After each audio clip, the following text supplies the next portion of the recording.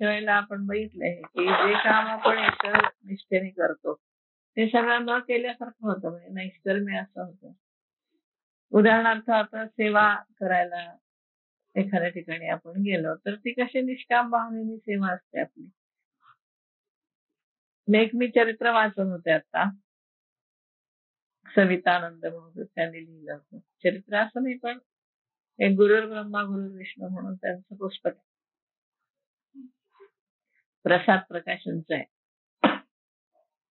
त्याच्यामध्ये गुरु कसे साधनेमध्ये तुम्हाला सांभाळतात अशा वेगवेगळ्या प्रकाराने त्यांनी समजून दिलं होतं की ध्यानामध्ये कशी सांभाळतात किंवा तुमची प्रगती कशी व्हावी काय. त्याच्यामध्ये एक जणांचं त्यांनी उदाहरण दिलं. ते असं होतं की एक शिष्य गुरूंच्याकडे गेले, म्हणजे मला शिष्य म्हणून स्वीकारा असं. तर ते म्हणाले की मी तेवढे शिष्य घेतो की ज्यांची नावं माझ्या लक्षात राहतात, म्हणजे मी जास्त कोणाला शिष्य करून घेत नाही. तर थोडेच शिष्य करणार ते, आणि त्यांचा परिवार हे सगळ्याच त्यांच्या म्हणजे लक्ष ठेवता येईल असं खूप जणांना असं शिष्य वगैरे करून घेत नाही.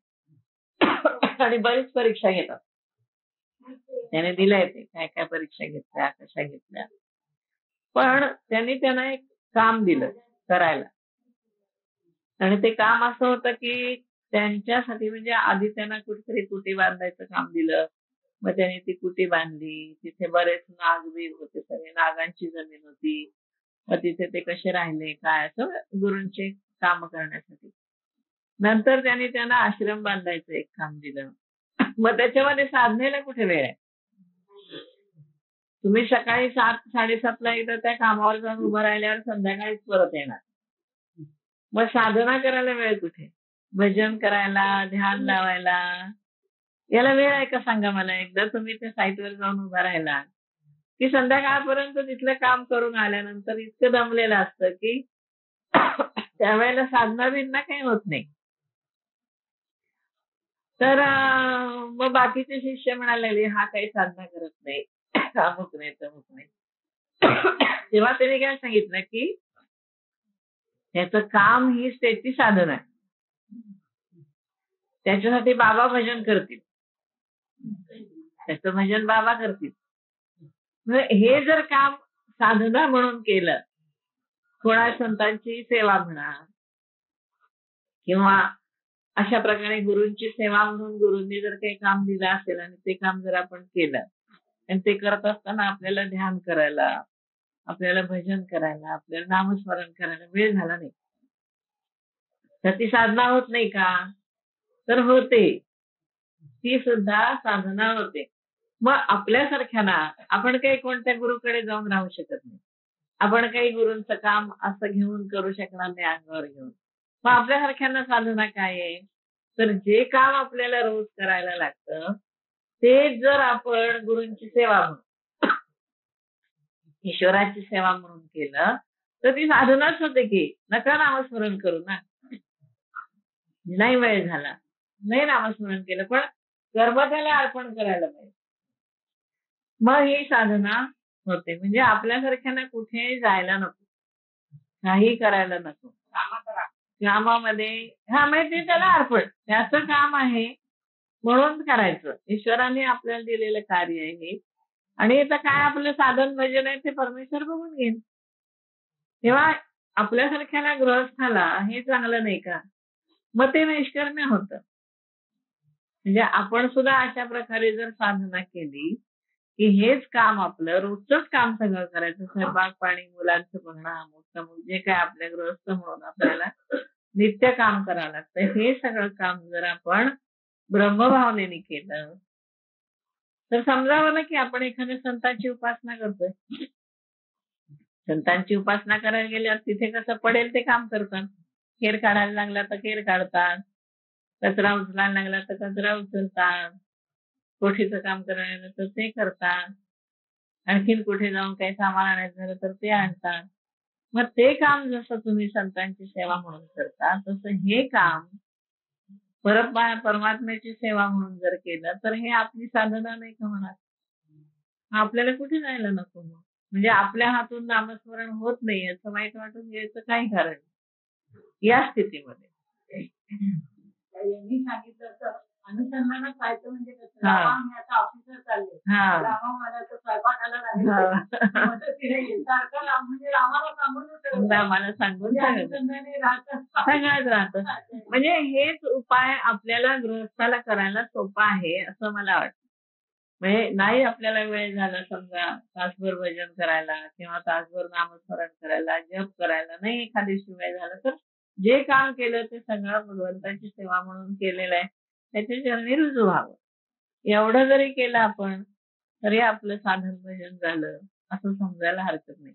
पण आपला भाव तसा राहिला पाहिजे.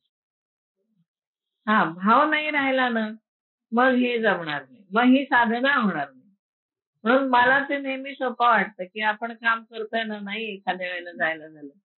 आता आपण श्रावणी सोमवारी शंकराला जायचं दर्शन करायला है ना. एके दिवशी असं झालं मी सकाळपासून घोकत होते की शंकराला जाऊन येऊया शंकराला जाऊन येऊया आणि दिवसभर इतकी कामं लागली की मी जाऊच शकले नाही. म्हणलं दिवसभर घोकत तर होते की शंकराला जाऊन दर्शन करून यायचे म्हणजे माझं अनुसंधान तर राहिलं. मी नाही जाऊ शकले म्हणून काय बिघडलं नाही मग. कारण सारखं डोक्यामध्ये सगळी कामं करताना तेच होतं ना की आज दर्शन घ्यायचंय आपल्याला. मग शेवटी संध्याकाळी स्वतःच्याच घरातल्या शंकराच्या पिंडीला बेल व्हायला नैवेद्य दाखवला आणि आरती केली. मग काय करणार जर जमलंच नाही जायला. पण अनुसंधान राहिलं दिवसभर की नाही आपल्याला जायचंय.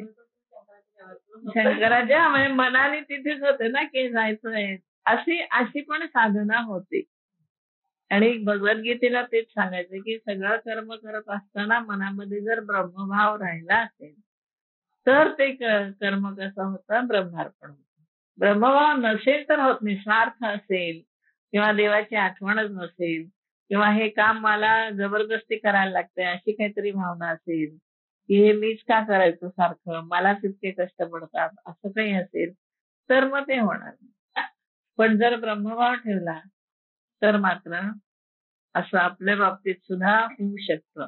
म्हणजे मला ते जास्त योग्य वाटतं का तर आपली एकूण परिस्थिती बघतात. आता ते कसे शिष्य म्हणून जाऊ शकले. त्यांना घरातल्या काही जबाबदाऱ्या नव्हत्या.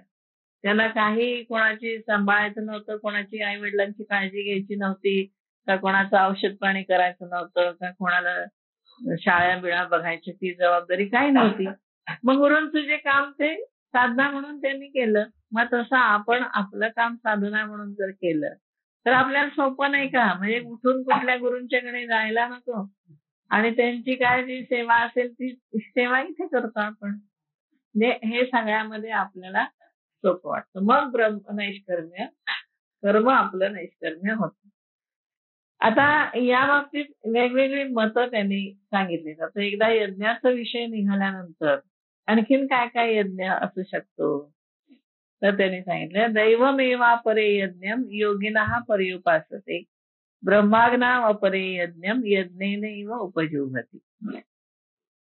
म्हणजे कसं म्हणलंय त्यांनी की आणखीन कोणी जे म्हणतात की दैवयज्ञाची दुसरी उपासना करतात, कोणी योगी ब्रह्मरूपी अग्नीच्या ठिकाणी यज्ञानेच यज्ञाची उपासना करतात. आता आपण म्हणलं ना यज्ञेन यज्ञमय जंत देवाः, तसं कोणी यज्ञाने यज्ञाची उपासना करतात, कोणी दैवयज्ञाची उपासना करतात.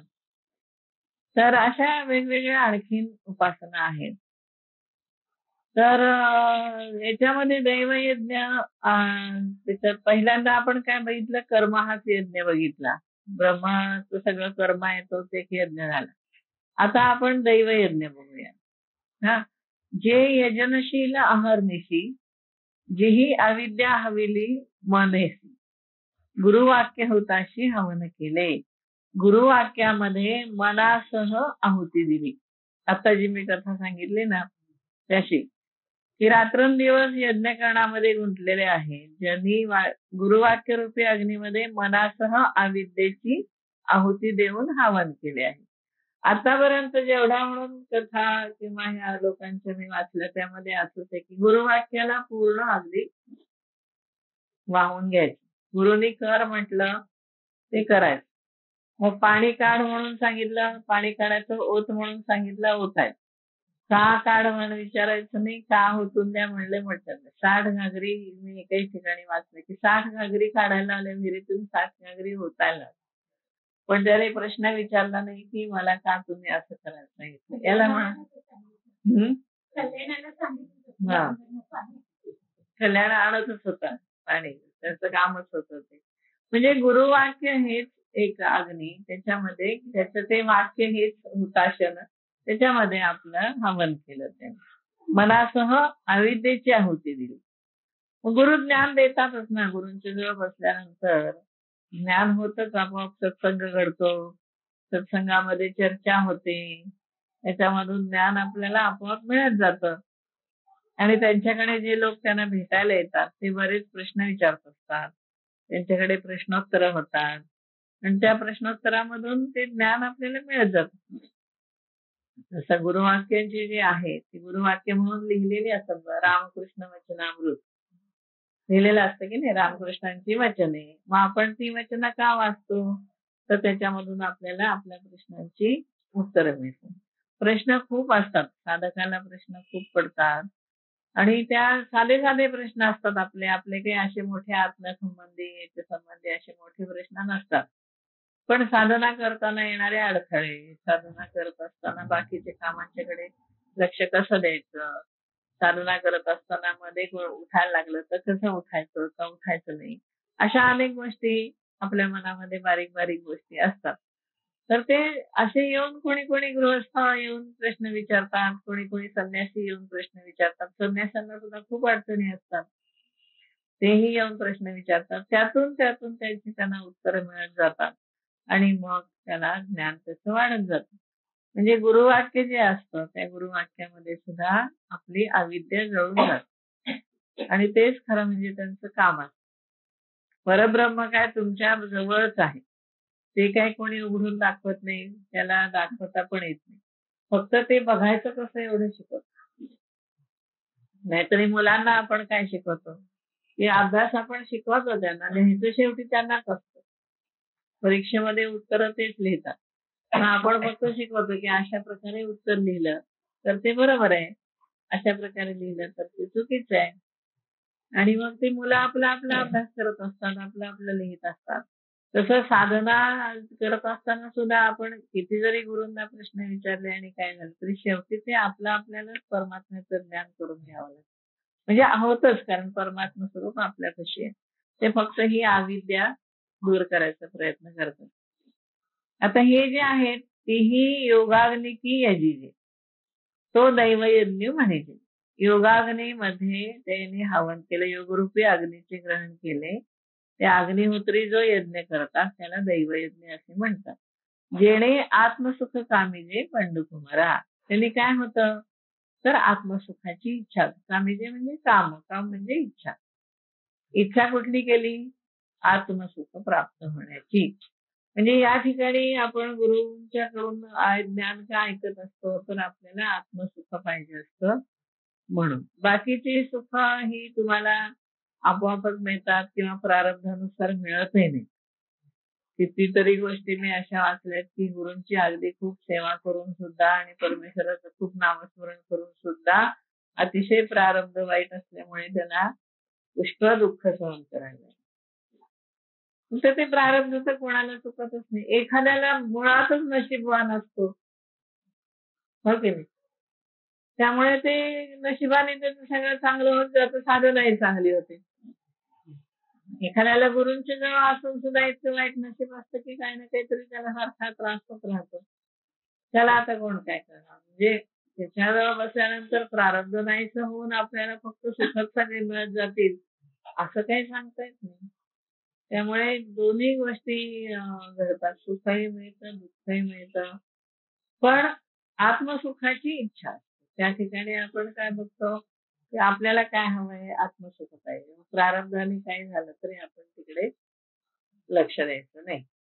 आपल्याला नेहमी आत्मसुखाची इच्छा. पण हा दैवयज्ञ करणारा कसा असतो, आत्मसुख कामिजे, आत्मसुखाची फक्त तो इच्छा करतो आणि त्याला ते गुरूंच्या वाक्यातून मिळत जातं. गुरूंच्याकडे फार तसं बघाल तर महत्व खूप आहे. म्हणजे गुरूंच्या जवळ ज्ञान घेण्यामध्ये फार महत्व आहे. पण आपल्याला तेवढा संधी मिळत नाही. आपल्याला तेवढा वेळही नसतो. आणि आपल्या सगळ्या जबाबदाऱ्या सांभाळून आपण ते जाऊन बसून करूही शकत नाही. मग आपण काय करतो? वाचायला घेतो. जसं मी म्हटलं साधना वाचतो, रामकृष्ण वचनामृत वाचतो किंवा गोंंदवलेकर महाराजांची प्रवचनं रोज एक आहेत. ती वाचली तरी त्यातूनही आपल्याला ज्ञान मिळतं. असं प्रत्येकाचं आहे. बाबा महाराज आर्वीकरांचं आहे. मग लेखनातून त्यांच्या आपण ते घेण्याचा प्रयत्न करतो. पण हे सगळं जरी असलं तरी शेवटी गुरूंच्या पाशी बसून शिकणं हा थोडाफार फरक पडतो. जवळ बसून शिकण्यामध्ये फरक पडतो. आपण स्वयंपाक कसा आईच्या पाशी बघून बघून आईच्या हाताखाली करून करून आपल्याला येतं की नाही. त्याच्यासाठी वेगळे क्लासेस करावे लागत नाही. 8 दिवसाचा क्लास केलाय, 15 दिवसाचा क्लास केलाय आणि मग शिकले असं होत नाही. रोजच आपण काही ना काहीतरी शिकत असतो. तसं हे गुरूंच्या पाशी असलं की आपोआपच रोज काही ना काहीतरी आपल्याला शिकायला मिळतं. मुद्दाम शिकवतील असं नाही, चल आज तुला बसून शिकवतो असं होत नाही. रोज त्यांच्याजवळ बसून आपोआपच शिकलं जातं. आता हे कसं आहे बघा, दैवास्तव देहाचे पाळणं ऐसा निश्चय परिपूर्ण जो चिंतिना देह मरण देह भरण तो महायोगी जण दैवयोग. देहाचं पालन कसं होत असतं? प्रारब्धवशात है ना, दैववशात, दैवास्तव प्रारब्धवशात होत. असा ज्याचा पूर्ण निश्चय झालेला आहे आणि जो देहाच्या देह भरण देहाच्या पोषणाविषयी न चिंतेला चिंता करत नाही तो महायोगी जण.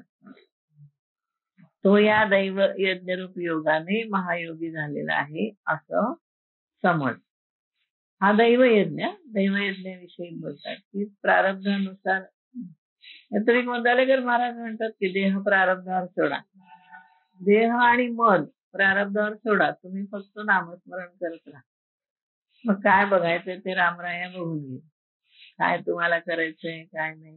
आणि तुम्ही जर थोडस चिंतन केलं ना तर असं लक्षात येईल की आजपर्यंत आपल्याला परमेश्वरांनी अनेक वेळा सांभाळलेलं. आपल्या हातून कितीतरी चुका होत असतात. हे असतात परिस्थिती अशी आलेली असते की आपण त्याच्यावरती मात करू शकत नाही. अशा वेळेला अचानक काहीतरी अशी कोणीतरी येऊन मदत करतं किंवा आपल्याला काहीतरी सुचतं आणि त्यातून आपण बाहेर पडतो. हे कोण करतं? परमेश्वराने सांभाळलेलं असतं. मग तो काय आपल्याला सांभाळत नाही असं नाही. सकाळ जीवांचा करीतो सांभाळ तुझं मोकळीला ऐसे नाही. आपल्याला कशाला सोडेल तो? सगळ्यांनाच तो सांभाळत असतो. त्यामुळे हे त्यांनी म्हटलंय ना की देह भरणाची चिंता आपल्याला करायचं कारण नाही. देह आपला राहील न राहील, कसा राहील, कुठे राहील, कसा सांभाळला जाईल याची चिंता आपण करायची नाही. ते प्रारब्धावरती सोडून द्यायचं. तो महायोगी. आता अवधारी सांगेन आणिक जे ब्रह्माग्नी साग्निक तया ते यज्ञेची यज्ञोदेख उपासी. आता आणखीन दुसरा प्रकार म्हणजे ब्रह्मरूप अग्नीचे जे अग्निहोत्री आहेत ते यज्ञाने यज्ञाची उपासना करतात. हा 2 अग्नी त्यांनी सांगितले. एक दैवयज्ञ सांगितलं आणि एक विषयांची आहुती संयमरूप अग्नी. संयमरूप अग्नी. हा अग्नी कसा आहे? संयम आहे. सगळ्यामध्ये संयम. आता हे जे संयमाचा हा जो प्रकार आहे की नाही याला थोडं आधी यमनियमांचं आपल्याला अधिष्ठान पाहिजे. म्हणजे हे आपण जरी प्रारब्धवशात काम करत असलो किंवा आपल्याला जे काम करायला लागतं आहे ते काम आपण करत असलो तरी यामध्ये आपण करायच्या काय काय गोष्टी आहेत हे आपण एकदा लक्षात घेतल्या पाहिजेत. म्हणजे वरचं ठीक आहे की हे सगळं कर्मदेवाची उपासना म्हणून आपण केलं, पण ते करत असताना स्वतः काही नियम पाळायला पाहिजे. जरी आपण नित्यकर्म करत असतो, संसार हा आपला ईश्वराने दिलेली सेवा आहे म्हणून जरी करत असलो तरी सुद्धा काही यम आणि नियम हे आपल्याला पाळणं आवश्यक. सगळ्या संतांनी सांगितलं सगळ्यांचे अभंग बघा तुम्ही, नामदेवांची बघा, तुकाराम महाराजांची बघा, ज्ञानेश्वर महाराजांची बघा, सगळ्यांनी यम नियम पाळले पाहिजे. अहिंसा, सत्य, अस्तेय, ब्रह्मचर्य, परिग्रह हे यम आहेत. आणि शौच, स्वाध्याय, तप, ईश्वर प्रणिधान हे सगळे नियम. तर हे आपल्याला पाळणं आवश्यक आहे. म्हणजे तुम्ही कुठल्याही गुरूंची सेवा करा किंवा न करा, किंवा घरामध्ये तुम्ही नित्य कर्म हेच आपलं ब्रह्म आहे असं समजून यज्ञ कर्म करा, तर त्याच्यामध्ये यम नियमांचं पालन करणं मात्र आवश्यक. कसंही वागायचं असं होता कामा नये. यमही सांभाळले पाहिजेत, नियमही सांभाळले पाहिजेत. म्हणजे ईश्वर प्रणिधान हवं, ईश्वरावरती दृढ श्रद्धा हवी आपली. तसं तप थोडस करायला पाहिजे, किंवा व्रत आहेत वेगवेगळी. तप म्हणजे काय, अरण्यात बसून तपश्चर्या नाही. तप म्हणजे वेगवेगळ्या व्रतांचं पालन. मग कुठलीही व्रत साधारण आपण करतो किंवा केली जातात, तर वर्षभरात आपल्याला जे काही सांगितलेले आहेत उपास तापास ते सगळे. मग नवरात्रीचं व्रत आहे, त्याच्यानंतर एकादशीचं व्रत आहे, त्याच्यानंतर महाशिवरात्रीचं व्रत आहे, हरताळकेचं व्रत आहे, वटसावित्रीचं व्रत आहे. ही सगळी व्रत पालन करणे याला तप म्हणायचं आपल्यासाठी. ते अरण्यात जाऊन करतात त्यांचं तप वेगळं, पण आपल्यासारख्यांच्यासाठी, गृहस्थांच्यासाठी ही सगळे उपासना ह्याला व्रत असं तप असं म्हटलेलं आहे. ही व्रत सांभाळणे, संसार करत असताना ही व्रत सांभाळणे सुद्धा मोठी तपश्चर्या होत. ते सुद्धा नीट जमतं आपल्याला असं नाही. साधी पूजा करायची म्हणलं हरताळकेची, तरी ते वाळू आणा, पिंड करा, तर सगळं जमवाजमव करा, वेळ काढा, ते सगळे पूजा करा, हे सगळं कराच नाही. पत्री वळा करा, मग करा, म्हणजे ऍडिशनल काम होतं ना ते रोजच्या कामामध्ये. म्हणजे ते व्रत असतं, ते व्रत करा असं. देवी भागवतात सुद्धा व्रतांचं महत्व खूप सांगितलं, की व्रत करा तुम्ही, वेगवेगळी देवीची व्रत असतात ती करा. त्याच्यात त्यांनी तृतीया व्रत एक सांगितलंय. तृतीयेचा आपण अक्षय तृतीया याचं करतो, आणि गौरी तीच करतो बघा. तृतीयेचं व्रत म्हणजे मला तेवढंच माहिती होतं की गौरीची 3 तृतीया असतात, त्याला आपण गौरीची पूजा करतो, तिला खीर करतो, काय काय काय करतो असं तेवढं. पण तिने वर्षभराची तृतीया सांगितलं देवी भागवतामध्ये.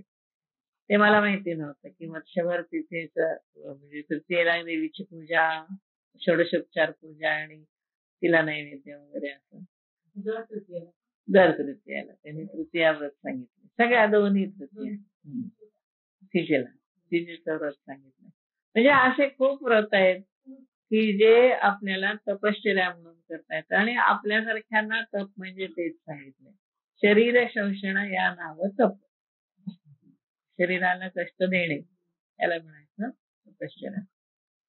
तेव्हा असं ईश्वर प्रणिधान आहे, स्वाध्याय आहे, रोजच्या रोज काही वाचन झालं पाहिजे.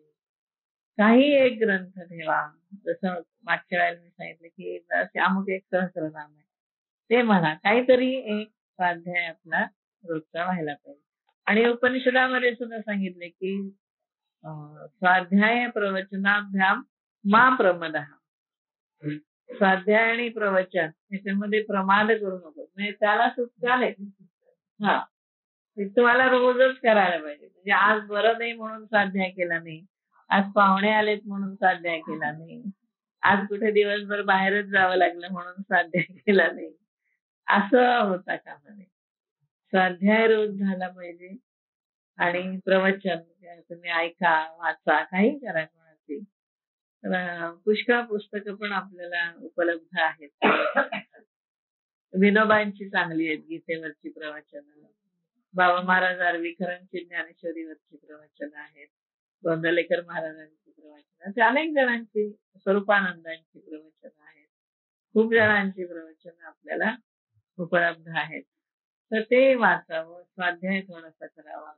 म्हणजे हे नियम आपण रोजची उपासना हे कर्म करत असताना करावे. आपल्याकडे कसं केलंय माहितीये का, हे सगळं सणावारात घालून टाकलं. त्यामुळे नैसर्गिकरित्या आपण करतो. हो की नाही? सत्यनारायण केलं की पोथी वाचायची. त्यांनी घालूनच टाकले की हे एवढं याच्यामध्ये वाचायचं. अमुक झालं ना की एवढी आरती करायची. म्हणजे देवाची स्तुती आपोआपच आपल्या हातून केली जाते. सगळं असं याच्यातून घातलेलं आहे. रोजच्या सणावारामध्ये, नवरात्रीमध्ये त्रिसूक्त म्हणा, सप्तशती वाचा. हा स्वाध्यायच आहे ना. हा होत जातो, पण तो करणं आवश्यक आहे. असं तप, शौच, शुद्धता पाळायला पाहिजे. स्वतःच्या शरीराची बाह्य अंतर दोन्ही. त्यासाठी अन्न शुद्धी पाहिजे, द्रव्य शुद्धी पाहिजे. तर हे सगळं कशामध्ये आलं तर नित्य ब्रह्म हे आपलं नित्य कर्म हेच ब्रह्म आहे असं समजून जरी आपण राहिलं तरी सुद्धा यम नियमांचं पालन हे करणं आवश्यक आहे. म्हणजे ती साधना केली जाते. नुसतंच ठीक आहे मी कर्मयोगी आहे आणि मी एवढंच करेन मग मनामध्ये काहीही विचार चाललेत आणि काही कसाही वागलाय असं असता कामा नये. म्हणून यम नियमांचं पालन करणं आवश्यक. म्हणजे आपल्यासाठी सोपा उपाय आहे, नाही असं नाहीये. काही उठून जायला नको, काही तीव्र तपश्चर्या करायला नको किंवा काही करायला नको. ते आपल्याला जमणारही नाही आणि आपली तशी परिस्थिती पण. त्यामुळे मला हे जास्त आपल्यासाठी योग्य वाटतं. जसा हा ब्रह्माग्नी यज्ञेची यज्ञोदेख उपासीचे श्रोत्रादीनी इंद्रियाण्यन्ये संयमाग्निषु जुह्वति शब्दादीन विषयान्य इंद्रियाग्निषु जुह्वति. आता इथे कसं आहे संयमाग्नी आणि इंद्रिय रूपी अग्नी दोन अग्नी या श्लोकामध्ये सांगितले. संयमरूपी अग्नीच्या ठिकाणी श्रोत्र आदी करून इंद्रियांचे हवन करतात आणि कित्येक जण इंद्रिय रूप अग्नीच्या ठिकाणी शब्द वगैरे विषयांची आहुती देतात. इंद्रियांचे जे विषय आहेत त्यांची आहुती इंद्रियांना आणि श्रोत्र वगैरे जे आहेत ते संयमावर. म्हणजे दोन्ही संबंध इंद्रियांच्या विषयांशी दोन्ही अग्नींचा संबंध आहे. आता इथे त्यांनी काय केलंय थोडासा योगाचा हे घेतलेला आहे, आधार घेतलाय. ज्ञानेश्वर माऊली योगी असल्यामुळे त्यांनी इथे योग सांगितलाय. एक संयमाग्निहोत्री ते युक्तित्रयाचा मंत्री यजन करीती पवित्री इंद्रिय द्रव्य. आता त्यांनी काय म्हणलंय की धारणा ध्यान समाधी रूप संयम अग्निहोत्री. धारणा आणि समाधी हेच कोणी अग्निहोत्र. त्याचे आचरण करणारे कित्येक युक्तित्रय म्हणजे त्रिबंध, मूलबंध, जालंधर बंध आणि उडियान बंध. तीन बंध रूपी मंत्रद्वारा इंद्रिय रूपी पवित्र द्रव्यांनी यज्ञ करतात. म्हणजे तिन्ही बंध लावायचे. म्हणजे हनुवटी गळ्याशी टेकवून हा जालंधर बंध लावायचा, पोट आतमध्ये खेचून उडियान बंध लावायचा आणि खालचा भाग असा आवळून घेऊन त्याला मूलबंध लावायचा. तर हे तिन्ही द्वार ते बंद करून टाकतात आणि प्राण मधल्यामध्ये ठेवतात. असं आहे युक्तित्रय म्हटलं. हे योगी असल्यामुळे त्यांनी त्रिबंध सांगितले, जालंधर, उडियान आणि मूलबंध. कित्येक वेळेला तुम्हाला स्वतःला सुद्धा अनुभव असेल, जप करत असताना तुमचं पोट आत गेलेलं तुम्हाला कळत असेल. बघा तुम्ही जर जप करत असाल दिवसा आणि जास्ती माळा करत असाल, एका माळेत काही होत नाही, पण एक 10 माळा तुम्ही करायला बसलात आणि क्षणभर तुम्हाला त्याच्यामध्ये पूर्ण रमून गेलात तर तुमचं पोट असं आतमध्ये खूप ओढलं जातं नाभीपाशी. तो उडियान बंद लागतो आणि आपोआप लागतो. हा सगळ्यांना बऱ्याच जणांना हा अनुभव आहे. हा तेव्हा पण लागत, तेव्हा पण वाटत नाभी आत ओढली गेली. हा म्हणजे ओढलं जात. हा त्याला तेच म्हणजे जास्त वेळ म्हटलं पाहिजे. अगदी एका माळेमध्ये काही हा बंद लागत नाही, पण तुम्ही जर सकाळ संध्याकाळ असं जर जप करत असाल तर नक्की तुम्हाला 100% अनुभव असेल की हा उडियान बंद आपोआपच लागतो. आतमध्ये आतमध्ये आतमध्ये असं पोट उडलं जातं आणि तुम्हाला असं वाटतं अरे हे काय व्हायला लागलं आपल्याला असं काहीतरी वाटतं पण हा बंध आहे आणि तो आपोआप लागतो. तेव्हा यजन करते पवित्री इंद्रिय द्रव्य इंद्रिय रूप द्रव्य पवित्र द्रव्यांनी हा यज्ञ केला जातो.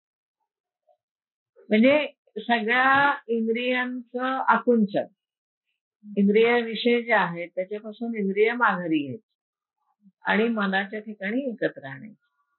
थोडक्यात काय म्हणजे शब्दस्पर्श रूप रस गंध याची जाणीव नाही झाली पाहिजे. कान वगैरे का म्हणलंय त्याने तर त्यांची जाणीव होते ना शब्द कानावर पडत राहतात. आपण जरी जप करत असलो तरी बाकीचे शब्द कानावर पडतात ना फोनची रिंग आलेली कळते दार वाजलेलं कळतं तर ते कळलं नाही पाहिजे. कोण येऊन गेलं नाही येऊन गेलं असं कळतं सगळ्या आतमध्ये इंद्रिय ओढली झोपेत गाढ झोपेत कसं होतं तर आपल्याला कळत नाही कोण येऊन गेलं कोण नाही. तसा त्या अवस्था यायला पाहिजे की इंद्रिय सगळी आतमध्ये ओढ घेतली पाहिजे आणि मग आपल्याला बाहेरचं काही भान नाही राहिलं पाहिजे. तेव्हा तो हा यज्ञ झाला असं म्हणायचं. आणि हा यज्ञ होत असताना हे बंध लागतात. ते बरेच जण मुद्दामहून लावतात पण मुद्दामहून लावणं ते हठयोगामध्ये जात. हठयोगामध्ये मुद्दाम लावतात ही इथं दाबून धरतात गुदद्वार आकुंचन करतात आणि ते पोट आतमध्ये घेतात. तिन्ही बंद एकदम लावायचा प्रयत्न करतात पण त्यांनी शारीरिक त्रास खूप होतो. आपोआप झालं तर शरीराला त्रास होतो. सहजगत्या झालं तर शरीराला त्रास होत नाही. आणि काही वेळेला तुम्ही बघाल की जप सुद्धा आपोआप बंद होतो अशा वेळेला. जेव्हा असं बंध लागतात तेव्हा जप सुद्धा बंद होतो. जप बंद झाला तर आपण शांत बसायचं. मुद्दाम तो परत करायचा प्रयत्न करायचा नाही. तो पुन्हा जेव्हा आपला आपण सुरू होईल तेव्हा तो बंद होतो. ती इतकी स्तब्धता असते ना ती पकडायचा प्रयत्न करायचा. जप बंद झालं की अरे जपच बंद झाला आता असं नाही म्हणायचं. जप आपोआप बंद होतो आणि तो पुन्हा आपोआप सुरू होतो. तो बंद सुटला की जप पुन्हा सुरू होतो. पण अशी अवस्था येते पण त्यासाठी थोडा वेळ बसायला पाहिजे. अगदी 10 मिनिटात भराभरा जप करून उठलं तर हा अनुभव येत पण हा येत असेल बऱ्याच जणांना हा अनुभव असेलच. तुमचं तुम्ही बघा जप करत असला तेव्हा असं एका वैराग्य रवी विवळे वैराग्य रूपी सूर्य उगवल्यावर तेव्हा संयती विहार केले संयम रूपी कुंडाची रचना करतात. तेथ अपावृत राहले इंद्रियादळ आणि मग त्या कुंडात इंद्रिय रूपी अग्नी प्रकट होतात. म्हणजे हे कसं सांगितलं हे सगळे योगाच्या संदर्भात वैराग्य रूपी सूर्य उगवल्यानंतर म्हणजे वैराग्य दृढ वैराग्य मनामध्ये निर्माण झाल्यानंतर वैराग्य कधी निर्माण होईल इंद्रिय सगळी आतमध्ये ओढ घेतील तेव्हा. मग बाहेरचे विषय ऐकणं कोण आलं कोण गेलं इकडे लक्ष देणं मन जाणं तिकडे हे बंद होईल. ते बंद झालं की वैराग्य आपोआप येईल. वैराग्य आल्यावर काय होईल तर संयम रूप कुंड तयार होईल. संयम रूपी कुंड तयार झालं ते आणि त्याच्यामध्ये इंद्रिय रूपी अग्नी प्रकट होतो. मग इंद्रिय सगळे आतमध्ये ओढ घेतात. इंद्रिय आतमध्ये आली की मनाच्या ठिकाणी एकत्र येतात. मन संयमित आहे मग त्या ठिकाणी आपोआपच त्यांची इंद्रिय विषयांची आहुती पडते. इंद्रिया तीही विरक्तीची ज्वाळा घेतली बरोबर. त्या इंद्रिय रूपाग्नीतून ज्वाळा कोणती येणार वैराग्य वैराग्य ना. आणि मग काय होतं तर विकाराची इंधने पळी आणि त्यात इंधन कुठलं पडतं काम क्रोध लोभ मोह जळून जातात सगळे जळून जातात त्याच्यामध्ये आहुती पडते.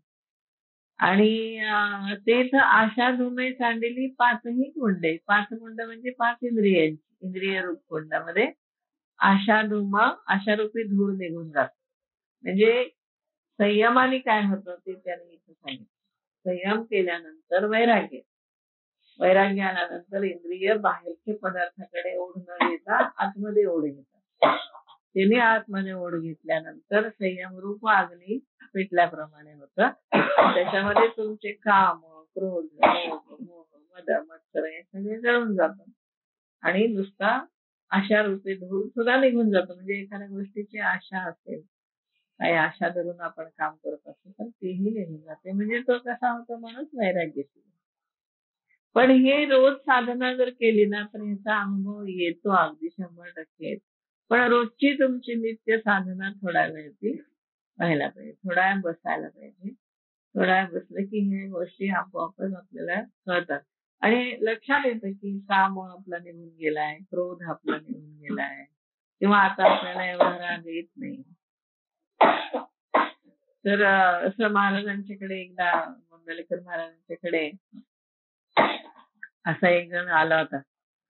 तर तो काय म्हणाला माहितीये का त्यांना की मी रामनाम घ्यायला लागल्यापासून मला भयंकर राग यायला लागलाय असं म्हणाला महाराजांना. तर ते म्हणाले अरे रामनाम घेतल्यापासून तुला राग येत नाहीये, रामनाम घ्यायला लागल्यावर तुला कळायला लागले की तुला राग येतो. तू रागीतच आहेस. तुझा स्वभाव असाच आहे. पण तुला कळत नव्हतं की आपल्याला राग येतो. तर उलटा आता कळायला लागले की तुला राग यायला लागला. मग आता तो हळूहळू राग कमी होत जाईल. आधी कळलं तर पाहिजे की आपण क्रोधी आहोत, आपल्याला क्रोध येतो आहे. ते कळत नाही मी कुठे रागवतोय आणि किंवा मी रागवलं तर मी रागवेन असं तुम्ही करता असं म्हणणार ते. तुम्ही कसं करता की त्यामुळे मला राग यावा असं दुसऱ्यावर ढकलतात. उद्या रागीची माणसं तशीच असतात. त्यांना राग आला तर दुसऱ्यावर ढकलतात. तुमच्यामुळे झालं आणि तुमच्यामुळे मला राग आला. तुम्ही असं केलं नसतं तर मला राग आला असं म्हणतात. म्हणजे त्याला हळूहळू कळायला लागतं की आपल्यामध्ये क्रोध आहे, आपल्यामध्ये काम आहे, आपल्यामध्ये ईर्ष्या आहे आणि मग हळूहळू ते कमी कमी कमी होत जातं. पण त्याला साधनेला बसणं एवढा एकच पर्याय. अगदी खूप वेळ जरी नाही तरी अर्धा पाऊण तास तरी निदान बसायला हवं. मग या गोष्टी आपल्याला कळतात. हा पण ते विचार निघून जातात ते. पतंजलींनी सांगितलंय की असे विचार येऊ द्यावे. विचार आले हा हा विचार येतात आणि जातात. तुम्ही विचार पकडून ठेवू नका. पुष्कळ विचार येतात. आपण एखादी मागे किती भूतकाळात घडलेली गोष्ट असते ना ती सुद्धा आठवते. हा ते विनाकारण आपल्याला वाटतं आता काय त्याचं कारण आहे का हे आठवायचं. पण ते आठवतं. मग आपण तिकडे लक्ष द्यायचं नाही. ते निघूनही जातात. आपण आपल्या नामस्मरणामध्ये लक्ष दिलं की ते विचार निघून हळूहळू विचार यायचं कमी होतं.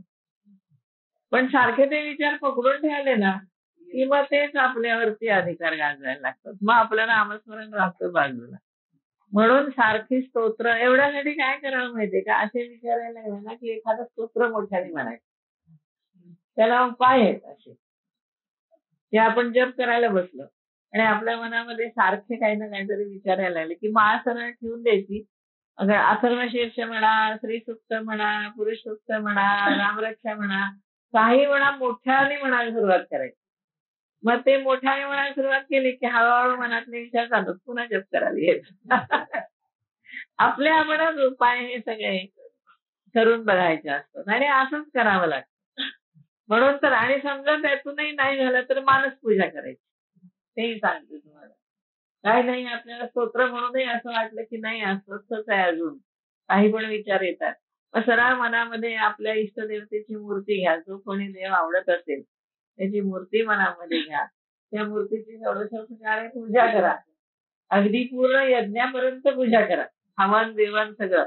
मग ते करता करता हे विचार कुठल्या कुठे निघून जातात कळत आहे.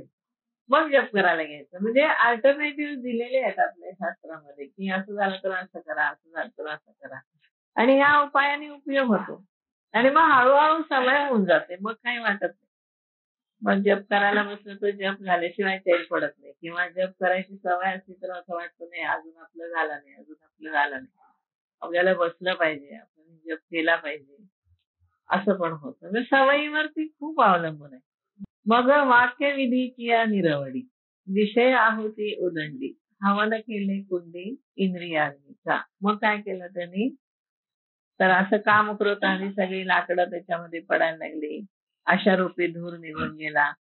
मग वेदात सांगितलेल्या विधिवाक्याच्या कुशलतेने इंद्रिय रूप अग्नी लागलेला जो काही हा कुंड आहे त्याच्यामध्ये विषयरूप अनेक आहुती टाकायची. हे विचार आलेले सगळे हवन करून टाकायचे. आणि चिंतन कशाचं करायचं? वेदवाक्याचं, महावाक्याचं चिंतन करायचं. महावाक्याचं चिंतन करत विषयरूपी आपल्या आहुतीची हवन करून टाकायची. म्हणजे मग ते होतं. पण हे क्रिया आहेत, ह्या बसून करण्याच्या क्रिया आहेत. तसं ते योगी होते, त्यामुळे त्यांनी एवढं अवघड सगळं सांगितलं. नाहीतर ते मग त्यासाठी बसूनच करायला पाहिजे ह्या सगळ्या गोष्टी. ह्या काय आपल्याला एवढ्या जमत नाही. सर्वाणी इंद्रिय कर्माणी प्राणकर्माणी चापरे आत्मसंयम योगाग्नम जुहती ज्ञान दिसते. दुसरे कोणी काय करतात? इंद्रियांची सगळी कर्म आणि प्राणांची सगळी कर्म त्यांची ज्ञानरूपी अग्नीने प्रदीप्त झालेल्या आत्मसंयम रूपी योगाग्नीमध्ये आहुती देतात. ज्ञानरूपी अग्नीने प्रदीप्त कोणता होतो? आत्मसंयम रूप अग्नी, योगाग्नी आहे हा. ज्ञानदीपिते, ज्ञानरूपी अग्नीने प्रदीप्त झालेला आत्मसंयम नावाचा योगाग्नी आहे, त्याच्यामध्ये आहुती देतात. आता हे सगळे वेगवेगळ्या प्रकारच्या आहुती झाल्या. आपल्याला जे जमेल ते घ्यायचंय आपलं, असं काही नाही आपण सगळं करायला पाहिजे. त्याला योगीच म्हणायला पाहिजे. मग असं काय आपल्याला एवढं जमत नाही. आता एक जण काय करतात बघा, एकी या परिपार्था दोषू क्षाळिले सर्वथा. आता यांनी दोष सगळे क्षालन केले. कसे क्षालन करतात? सगळ्या दोषांचे, असं वरच्या प्रमाणे सगळे दोष आपण आहुती करून टाकले वरच्या श्लोकामध्ये. दोष सगळे गेले.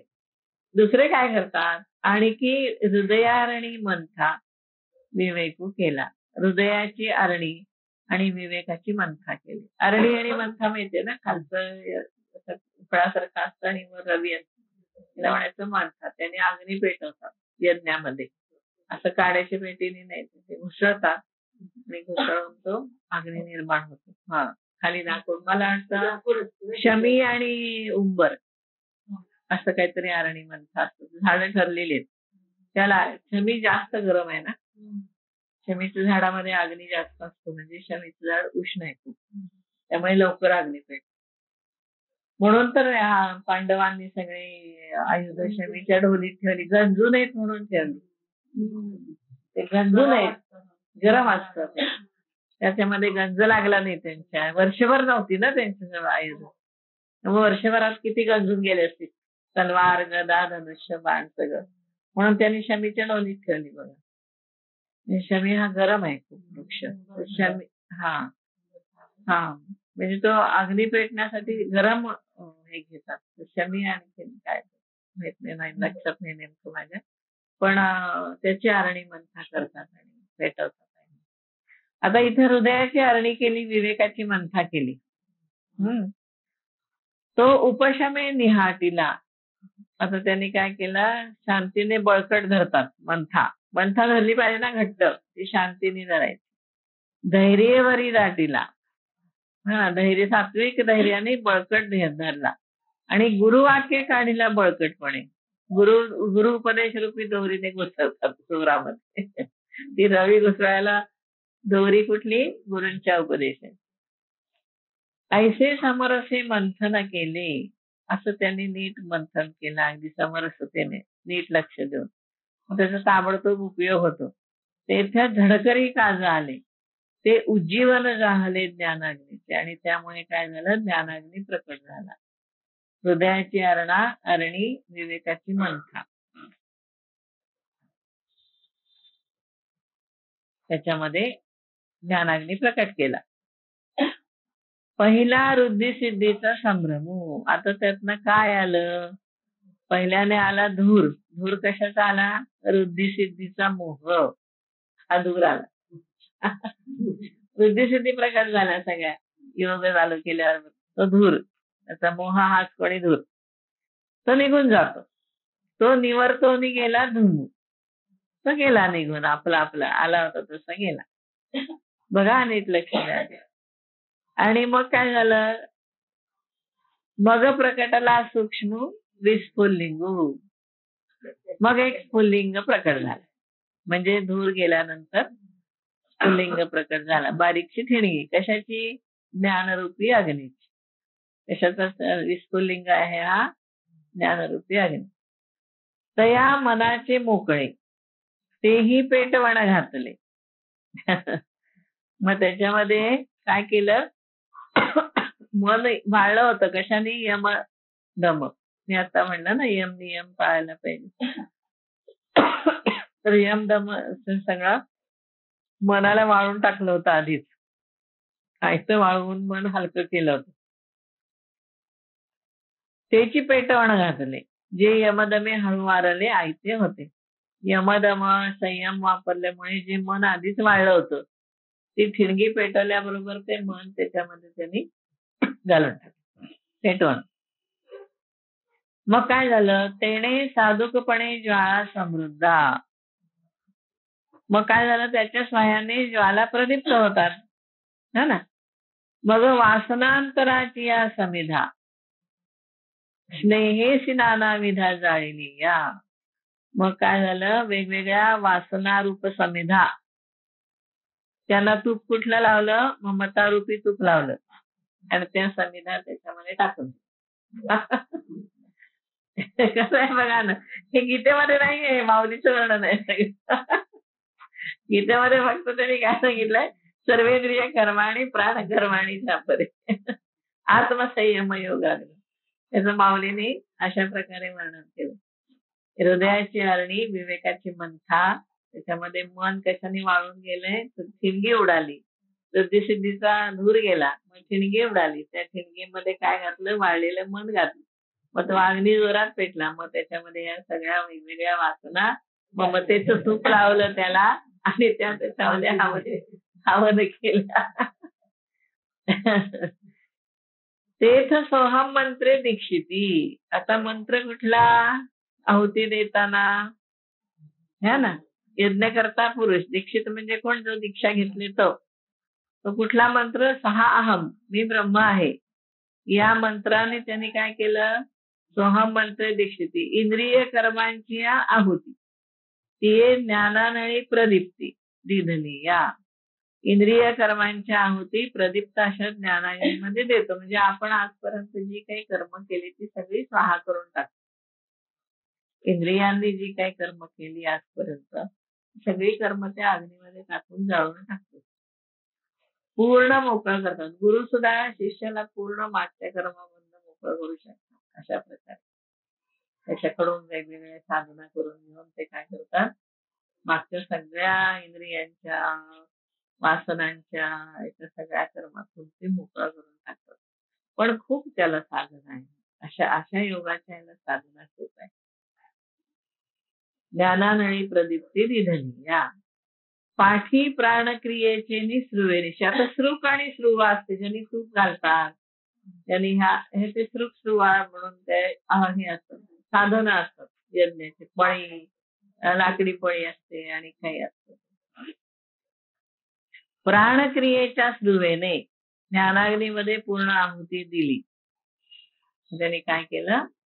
सोहम मंत्राची दीक्षा, मी ब्रह्म आहे हा सहा अहम हा मंत्र इंद्रिय कर्मांच्या आहुती दिल्या ज्ञानरूपी अग्नीमध्ये. मग काय केलं? प्राणक्रियेचे निसृवेनिशी. प्राणक्रियेच्या श्रुवेने म्हणजे प्राणायाम. पूर्णाहुती पडली हुताशी. अग्नीमध्ये पूर्णाहुती देतात. पूर्ण प्राणायाम म्हणजे कुंभक लावलेला पुरा.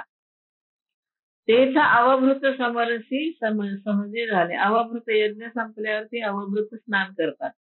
तर हे सगळं त्यांनी ते टाकून दिल्यानंतर त्याचं अवभृत स्नान सहज होतं, कारण त्याला पूर्ण कुंभक लागतं.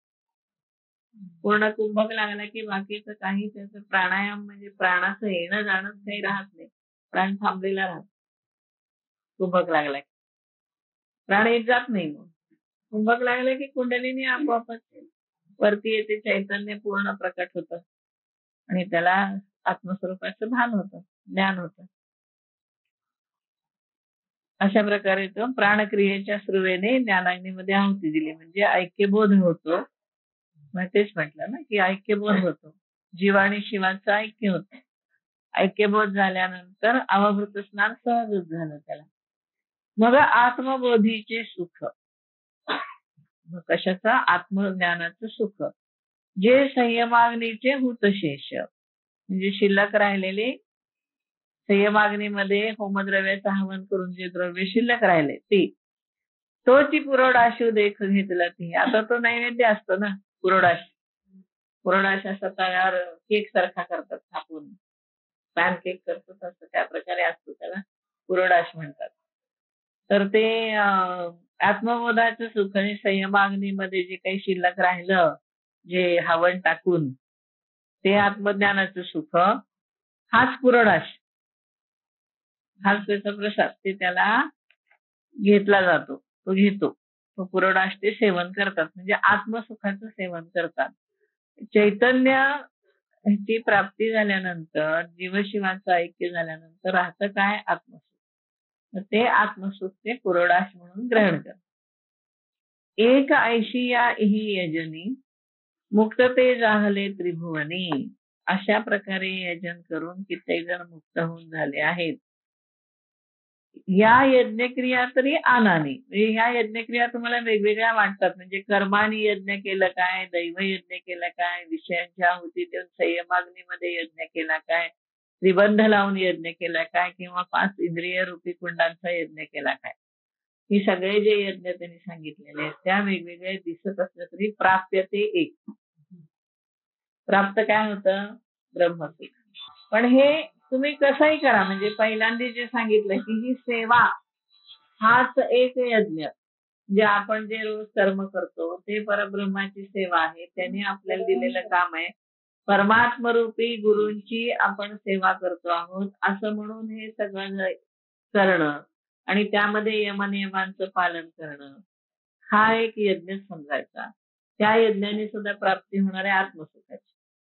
दुसरा तुम्ही दैवयज्ञ केला तरी त्याच्यामध्ये प्राप्ती होणार आहे आत्मसुखाची. तिसरा तुम्ही संयमाग्नीमध्ये हवन केलं तरी प्राप्ती होणार आहे आत्मसुखाची. दुसरा तुम्ही तिन्ही बंध लावून त्याच्यामधून ज्ञान प्राप्त केलं तरी तेच होणार आहे. 5 इंद्रिय रूपी कुंडाच्यातच अग्नी प्रकट केला, हा विषयांचं हवन केलं तरी तुम्हाला सुख तेच मिळणार आहे. आणि ज्ञानाग्नी जरी प्रकट केला तरी सुख तेच मिळणार. आपल्याला यातलं जे काही योग्य वाटेल त्याप्रमाणे आपण आपली साधना करायची. त्याला सांगताना त्यांनी हे सगळे सांगितलेलं, हा वेगवेगळे पर्याय सांगितले. थांबूया.